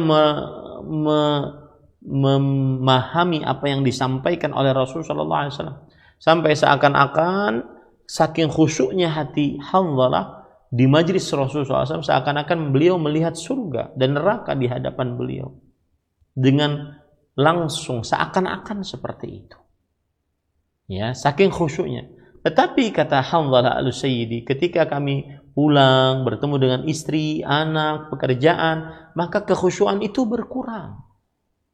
Kekhusyuan itu berkurang. Ini yang beliau nyatakan sebagai sebuah kemunafikan. Maka kata Rasulullah SAW, in tadumuna ala ma takununa indi la safhatkul malaikah. Wahal Hanzalah al-Usayyidi, jika kalian selalu seperti itu, seperti kalian berada di hadapanku di majlisku penuh dengan kekhusyuan, maka para malaikat akan menyalami kalian fi turuqikum wa fi furushikum, di jalan-jalan kalian, di tempat-tempat tidur kalian, karena berarti sejenis dengan malaikat, yang malaikat mempunyai sifat la ya'sunallah ma amarahum wa yaf'aluna ma yu'marun, tidak bermaksiat dengan apa yang diperintahkan kepada mereka dan mengerjakan apa saja yang diperintahkan kepada mereka. Nah itu. Jadi kemudian kata Rasulullah SAW, walakin ya Hanzalah sa'atan fasa'ah, akan tetapi wahai Hanzalah, terkadang kita seperti ini, terkadang kita seperti ini. Terkadang kita khusyuk hati menghadap kepada Allah, bisa menangis karena takut siksa Allah, bisa menangis akan nikmat-nikmat Allah. Terkadang kita mengerjakan aktivitas-aktivitas dunia. Ya, maka ini tidak mengapa dua hal ini. Cuma yang tidak diperbolehkan adalah saat mengerjakan aktivitas dunia kita terperosok ke dalam maksiat. Nah, segera wajib bertobat, segera wajib bertobat. Tidak ada iman orang yang selalu stagnan terus gitu, sama, nggak ada. Pasti ada naik, turun, naik, turun. Saat turun cepat bertobat, saat turun cepat bertobat. Maka apa yang Bapak rasakan tadi adalah semestinya seseorang dia tetap berusaha terus khusyuk hatinya kepada Allah, dan apabila mengerjakan pekerjaan-pekerjaan duniawi, kerjakanlah untuk bisa nantinya lebih khusyuk lagi mengerjakan pekerjaan-pekerjaan ukhrawi. Dan nasihat saya kepada diri saya pribadi dan juga kepada Bapak yang bertanya adalah, asalkan tidak bermaksiat saat mengerjakan pekerjaan-pekerjaan duniawi, maka kita tetap di atas kekhusyuan hati kepada Allah Subhanahu wa taala. Ya. Karena kalau ada sebagian orang yang keliru bahwa dia harus selalu di masjid, dia harus selalu di atas sejadah, dia harus selalu berzikir di atas sejadah, berdoa di atas sejadah, tidak mengerjakan pekerjaan-pekerjaan duniawi, mengais rezeki dengan dalih agar hati khusyuk, tidak mau melihat maksiat. Nah, ini tidak benar. Ya, ini keliru. Yang benar adalah saat dia fokus beribadah, beribadahlah dengan khusyuk. Saat dia mengerjakan aktivitas-aktivitas duniawi, jangan dia bermaksiat. Kalau bermaksiat, cepatlah bertobat kepada Allah Subhanahu wa taala dan niatkan aktivitas duniawi tersebut untuk dimudahkan beribadah kelak kepada Allah Subhanahu wa taala. Wallahu a'lam. Na'am. Jazakallahu khairan, terima kasih atas jawaban dan nasihatnya. Selanjutnya kita membacakan pesan singkat dari seorang ibu di Majalaya yang bertanya, Pak Ustadz, saya ingin sekali di akhir hidup saya nanti masuk surga. Jika seorang istri selama bersama suami banyak menyakiti hati suami yang sekarang telah tiada, bagaimana cara minta maafnya kepada suami yang telah tiada? Terima kasih Ustaz. Bismillah, alhamdulillah, wassalatu wassalamu ala rasulillah wa ala alihi wa sahbihi wa wala. Jazakumullahu khairan. Memang penyesalan ada pada akhirnya, itu selalu ya. Maka saya nasihatkan, yang berlalu sudahlah berlalu. Sekarang bagaimana cara kita agar kita tetap berbakti kepada suami meskipun suami sudah meninggal? Caranya adalah mendoakan suami agar mendapatkan ampunan dari Allah Subhanahu wa taala, rahmat, kasih sayang dari Allah Subhanahu wa taala. Kemudian juga mendoakan agar suami mendapatkan maghfirah sehingga suami diangkat derajatnya oleh Allah Subhanahu wa taala. Kemudian yang ketiga, agar mengerjakan wasiat-wasiat suami yang tidak bertentangan dengan syariat Islam. Kemudian yang keempat, membayarkan hutang-hutang suami kalau seandainya memang sang istri sanggup untuk membayarkannya. Kemudian yang kelima adalah melaksanakan nazar-nazar yang pernah dinazarkan oleh suami dan belum terlaksana. Nah, ini termasuk daripada bakti istri sepeninggal suami. Termasuk di dalamnya juga adalah tetap berbuat baik kepada keluarga suami, karena itu termasuk daripada bakti istri kepada suami yang sudah meninggal. Wallahu a'lam. Na'am. Ustaz, barakallahu fikum wa jazakallahu khairan. Selanjutnya kami bacakan dari Ibu Penny di Sorong, Papua yang bertanya. Assalamualaikum Ustaz, saya sangat mengharapkan sekali untuk bisa masuk surga. Tapi setiap saya sholat, saya kadang kurang khusyuk. Apa yang bisa saya lakukan Ustaz untuk sholat ini bisa lebih khusyuk agar mendapatkan pahala dari Allah SWT? Bismillah, walhamdulillah, wassalatu wassalamu ala rasulillah wa ala alihi wa ashabihi wa man wala. Agar seorang khusyuk di dalam salat, maka yang pertama yang harus dia lakukan adalah mengikhlaskan niat, memurnikan niat saat salatnya hanya untuk Allah Subhanahu wa taala, hanya berharap pahala dari Allah, tidak ingin pujian sanjungan dari manusia, tidak ingin hadiah dari manusia. Maka dengan begitu dia tidak akan pernah merasa ada yang ingin dia tuntut untuk melihatnya kecuali Allah, dan tidak akan pernah ada yang ingin dia tuntut untuk memberinya pahala kecuali Allah Subhanahu wa ta'ala. Pada saat itu dia akan khusyuk, fokus hatinya hanya kepada Allah saat dia sholat. Yang kedua adalah hendaklah dia sholat sesuai dengan petunjuk Rasul Sallallahu Alaihi Wasallam, karena Nabi Muhammad Sallallahu Alaihi Wasallam adalah orang yang paling khusyuk. Maka kita wajib mencontoh sholat Nabi Muhammad SAW agar kita sholatnya khusyuk. Rasul Sallallahu Alaihi Wasallam bersabda, "Sallu kama ra'aitumuni usalli." Sholatlah kalian sebagaimana kalian telah melihat aku sholat. Kemudian yang ketiga, agar sholat kita khusyuk adalah memahami apa yang dibaca saat di dalam sholat, dari mulai takbiratul ihram, Allahu Akbar, sampai salam, Assalamualaikum warahmatullah. Berusaha untuk memahami apa yang dibaca sehingga dia benar-benar bermunajat kepada Allah di dalam sholatnya. Kemudian yang keempat atau yang selanjutnya adalah dia harus meletakkan di dalam dirinya bahwa sholat ini adalah sholat yang terakhir, yang dengan setelah selesai sholat ini mungkin Allah Subhanahu wa taala mencabut nyawanya. Maka pada saat itu dia akan khusyuk. Sebagaimana hadis Rasul sallallahu alaihi wasallam, "Shallu kama raaitumuni usalli." Salatlah kalian sebagaimana kalian telah melihat aku salat. Shallu salata muwaddi'. Salatlah kalian seperti orang yang ingin meninggalkan atau berpisah. Berpisah dengan dunia. Artinya setelah salam ini tidak ada lagi salat. Maka pada saat itu dia akan khusyuk hatinya bahwa ini adalah salat terakhir saya. Setelah ini tidak ada sujud lagi, setelah ini tidak ada takbiratul ihram lagi, maka dia akan khusyuk. Bayangkan Bapak Ibu saudara-saudari sekalian, kalau seandainya setelah salam Allah memberitahukan kepada manusia tersebut melalui malaikat maut atau malaikat Jibril, setelah salam kamu mati. Maka apa yang terjadi? Mungkin dia tidak akan salam-salam. Salatnya lama, salatnya khusyuk, salatnya penuh dengan tangisan, salatnya penuh dengan kehadiran hati. Ya, karena setelah salam dia meninggal. Jadi wajar sekali hadis riwayat Imam Abu Daud, Rasulullah SAW bersabda, "Shallu salata muwaddi'." Salatlah kalian salat orang yang ingin meninggalkan dunia ini. Wallahu a'lam. Naam. Ustaz, barakallahu fikum wa jazakallahu khairan. Terima kasih atas nasihat dan jawabannya. Kembali kami berikan kesempatan untuk via telepon. Silahkan masih di line telepon 0218236543. Halo, tersambung, silahkan kami berikan kesempatan kembali bagi Anda yang bertanya seputar pembahasan kali ini. Halo. Halo. Waalaikumsalam warahmatullahi wabarakatuh. Ibu dengan siapa, di mana? dengan hamba Allah di Bekasi. Silahkan Ibu pertanyaannya. Assalamualaikum Ustaz. Assalamualaikum. Barakallahu fiikum. Barakallah. Ini begini Ustaz.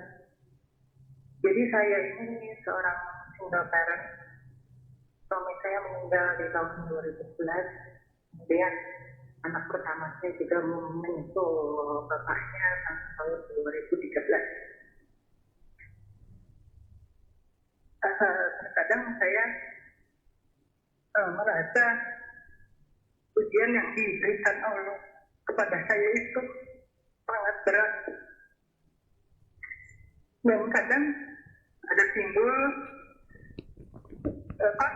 merasa kalau Allah tidak sayang sama saya karena ujian yang saya terima itu tidak berhenti. Apakah sikap saya ini sikap yang baik dan seharusnya saya bagaimana kemudian untuk menghindari, karena seorang single parent itu lebih banyak dipandang negatif ya Pak Ustadz. Kemudian bagaimana, apakah boleh saya memohon pada Allah agar memang kalau saya tidak diberikan jodoh lagi,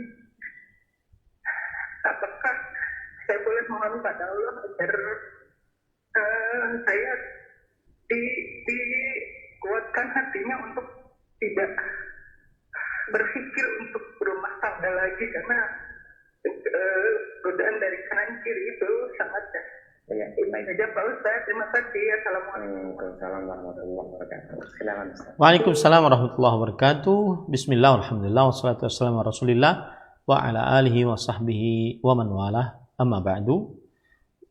Kepada ibu yang baik mendengar suara saya ataupun melihat saya melalui televisi, maka saya sangat berharap sekarang juga ibu tersenyumlah. Berusahalah tersenyum. Ya, berusahalah tersenyum sekarang. Meskipun tersenyumnya masih dengan berat, meskipun tersenyumnya masih dengan kebingungan kenapa saya meminta agar ibu tersenyum. Tersenyumlah.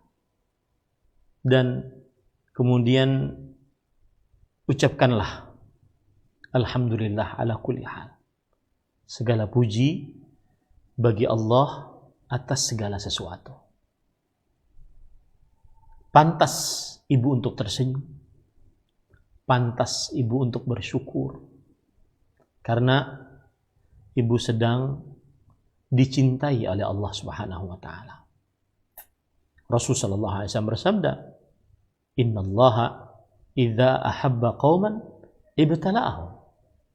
Sesungguhnya Allah jika mencintai suatu kaum, Allah akan menguji kaum tersebut.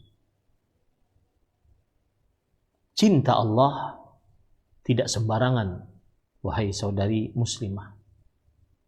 Cinta Allah berarti petunjuk dari Allah untuk sekujur tubuh kita, dari atas sampai bawah kita. Mata kita dijaga oleh Allah, telinga kita, lisan, tangan, kemaluan, kaki akan diberikan petunjuk oleh Allah. Karena itulah indahnya dan manisnya saat dicintai oleh Allah. Cinta Allah berarti doa-doa kita dikabulkan oleh Allah. Apa saja yang kita minta diberikan oleh Allah. Apa saja yang kita minta lindungkan dari Allah dilindungi oleh Allah. Cinta Allah Subhanahu wa taala berarti janji Allah bahwa Allah tidak akan menjerumuskan dia ke dalam nerakanya Allah. Lallah lan yulqi habibahu finnar. Yang artinya demi Allah, Allah tidak akan memasukkan hamba yang dicintainya ke dalam nerakanya Allah Subhanahu wa taala. Tersenyumlah wahai saudariku muslimah. Bersyukurlah kepada Allah Subhanahu wa taala. Karena saat dicintai oleh Allah, maka berarti Jibril akan mencintaimu. seluruh malaikat akan mencintaimu dan seluruh manusia akan mencintai. Tersenyumlah dan bersyukurlah kepada Allah atas musibah yang didapatkan, karena berarti Allah menginginkan kebaikan. Man yuridillahu bihi khairan yusib minhu.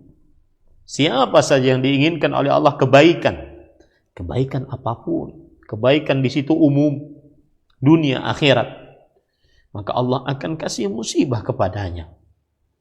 Saudariku muslimah, ini berarti kan pilihan Allah. Tidak semua yang diberlakukan oleh Allah seperti itu. Tersenyumlah dan bersyukurlah atas musibah yang didapat oleh Allah Subhanahu wa taala. Karena seorang yang diberikan oleh Allah Subhanahu wa taala ujian, semakin besar ujiannya, berarti semakin tebal imannya. Rasulullah sallallahu alaihi wasallam bersabda, "Ashaddun nasi bala'an al-anbiya, thumma al-amthal fal-amthal. Wa inna ar-rajula la yubtala ala hasabi dinihi. Fa in kana fi dinihi salabatan." Sesungguhnya seseorang akan diuji, diberi musibah sesuai dengan kadar ketebalan imannya. Jika imannya tebal, kokoh, semakin besar ujiannya. Suami meninggal 2011, anak meninggal 2013, maka semakin besar ujian, semakin tebal keimanannya. Maka tersenyumlah, bersyukurlah kepada Allah Subhanahu wa taala, karena berarti Allah menginginkan dosa-dosa kita diampuni. Rasulullah SAW bersabda, "La yazalu rajulu," masih saja seseorang, "bil bala," dengan bala yang menimpanya, "hatta yamshi 'alal ardi wa ma 'alaihi khati'ah," sampai dia berjalan di atas muka bumi, masih hidup di dunia, dan tidak ada satu dosa pun yang ada pada tubuhnya. Allahu Akbar. Tersenyumlah dan bersyukurlah akan hal itu. Tetapi ini semua harus dibarengi dengan sifat dan sikap sabar, menahan lisan, menahan hati, dan menahan anggota tubuh dari hal-hal yang dimurkai oleh Allah. Sering-sering ucapkan inna lillahi wa inna ilaihi raji'un. Sering-sering ucapkan alhamdulillah ala kulli hal. Tanamkan itu di dalam hati. Alhamdulillah ala kulli hal. Ini yang pertama. Yang kedua, adapun ibu memilih untuk tidak menikah lagi, karena mungkin saking cintanya dengan suami, kemudian saking sayangnya dengan anak-anak, maka saya nasihatkan, jika ibu masih berumur yang muda, 20-an, 30-an, 40-an bahkan, maka menikahlah. Karena asal hukum seorang wanita dinafkahi. Asal hukum seorang wanita diberikan kasih sayang, disayangi, tidak dizalimi, dikawani, tidak disendirikan, tidak dicueki. Adapun apa yang sudah terjadi, bahwa suami meninggal, anak meninggal, maka di akhirat tidak ada kesengsaraan, tidak ada kesedihan. Kalaupun ada hadis yang berbunyi bahwasanya seorang perempuan akan bersama suaminya yang terakhir, maka jika ibu masuk surga, suami ibu yang terakhir masuk ke dalam surga, ibu akan bersama dengan suami ibu yang terakhir. Sedangkan suami ibu yang pertama bagaimana? Maka dia akan senang. Tidak ada hasad, dengki, iri, marah, tidak akan ada dalam surga. Ya, maka saya nasihatkan sekali lagi, jika memang ibu masih muda, menikahlah. Apalagi ibu tadi sudah tahu sebab akibat seorang yang menjadi janda, yaitu dia akhirnya menjadi fitnah bagi orang lain. Pergi ke kanan, pergi ke kiri, pergi ke depan, pergi ke belakang, dia senantiasa diawasi oleh masyarakat. Jangan-jangan dia dituduh sebagai perebut laki orang, atau dituduh sebagai wanita yang sering menimbulkan godaan bagi para lelaki. Maka menikahlah, cari laki-laki yang baik agamanya dan baik akhlaknya. Semoga ibu, terutama ibu yang bertanya, dan seluruh para janda yang masih mempunyai kesempatan untuk menikah, mendapatkan suami yang baik, agama yang baik, dan akhlak yang baik. Karena pada asalnya seorang perempuan dinafkahi, disayangi, dicintai, tidak dizalimi, tidak ditelantarkan, tetapi dikawani, disayangi, dicintai, dinafkahi. Semoga yang disampaikan bermanfaat. Wallahu a'lam. Jazakallahu khairan. Terima kasih atas nasihat yang bermanfaat dan menguatkan bagi yang bertanya. Nampaknya pertanyaan tadi merupakan terakhir pertemuan kita. Terima kasih Ustaz atas nasihat-nasihatnya. Mohon ikhtitamnya Ustaz. Bismillah, walhamdulillah, wassalatu wassalamu ala rasulillah wa ala alihi wa sahbihi wa man wala. Ahibati, hafizakumullah.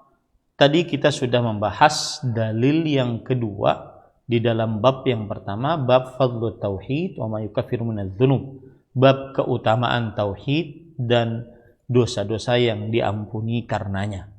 Dan dalil kedua tersebut adalah dalil yang membantah seluruh kelompok-kelompok dan agama-agama yang menyimpang dari agama Islam.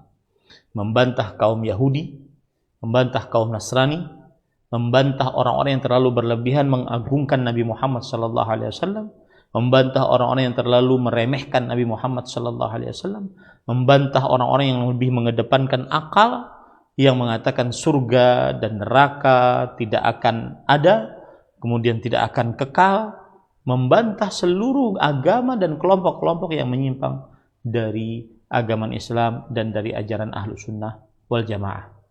Dan siapa yang bersyahadat la ilaha illallah, inti pendalilan dari ayat ini adalah siapa yang bersyahadat tauhid la ilaha illallah, bersyahadat dengan lisan, mengucapkan dengan lisan, meyakini dengan hati, dan mengamalkan dengan anggota tubuh bahwa tidak ada ilah, zat yang diibadahi dengan benar selain Allah, kemudian ditambah dengan bersyahadat Muhammad sallallahu alaihi wasallam adalah hamba dan rasul Allah, ditambah lagi dengan bersyahadat bahwa Isa adalah hamba dan rasul Allah, kalimat Allah, ruh dari Allah, kemudian bersyahadat bahwa surga dan neraka adalah benar adanya, maka dia akan masuk ke dalam surga sesuai dengan kondisi amalnya.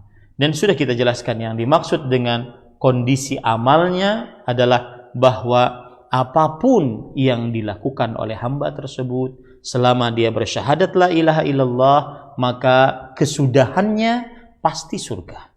Entah dia masuk langsung ke dalam surga atau disiksa dulu di dalam neraka, tetapi dia tidak akan pernah kekal di dalam neraka karena kesudahannya pasti surga. Atau yang dimaksud dengan sesuai dengan kondisi amalnya adalah bahwa dia akan masuk surga, dan yang membedakan tingkatan-tingkatan dia di surga adalah amal-amalnya. Ini menunjukkan keutamaan tauhid yang sangat luar biasa. Semoga kita bisa melanjutkan kajian ini. Wallahu a'lam. Sallallahu nabiyana Muhammad walhamdulillahi rabbil alamin. Wassalamualaikum warahmatullahi wabarakatuh. Waalaikumsalam warahmatullahi wabarakatuh. Barakallahu fikum wa jazakallahu khairan. Terima kasih atas bimbingan dan nasihat yang telah disampaikan oleh Ustaz di kesempatan pagi hari.